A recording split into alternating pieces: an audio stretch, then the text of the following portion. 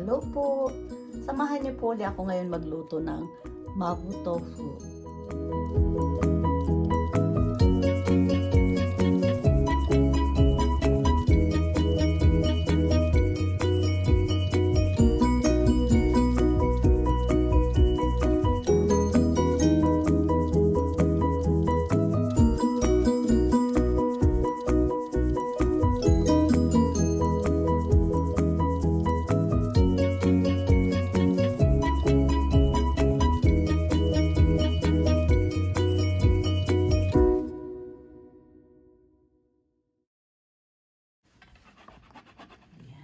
So, dahan-dahan lang po.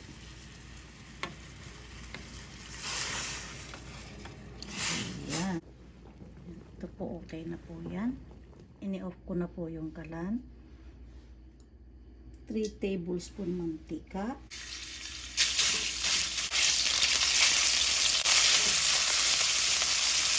Lagay po natin ang bawang at luya. Sabay na po ang bawang at luya.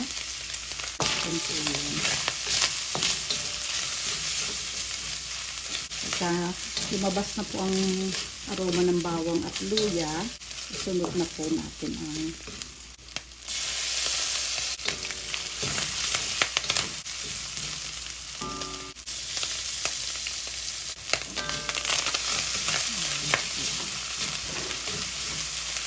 yung ano po nito, ang tamang-tama lang po.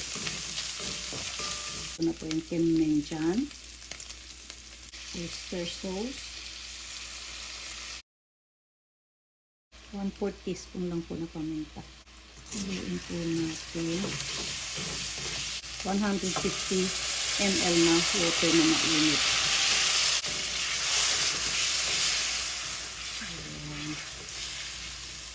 Dahan lang po. Hayaan lang po natin. Haluin po natin. Pakulan lang po natin saglit para lang po pumasok yung lasa doon sa tofu. Onion. Haluin po ulit natin. Tayo ng 2 tablespoon tubig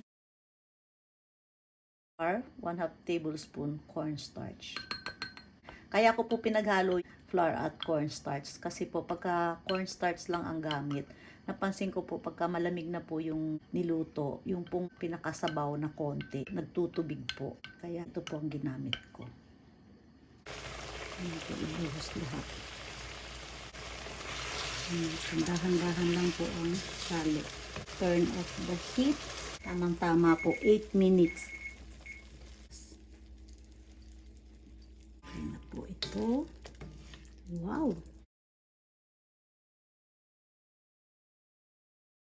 Optional naman po ito. Kung wala po, pwede naman. Kaya lang syempre, medyo kulang ang lasa. Itadakimasu!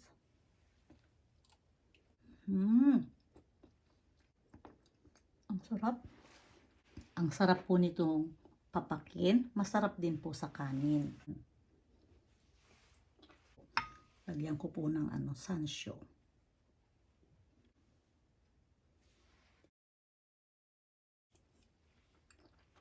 Ang sarap. Ayan.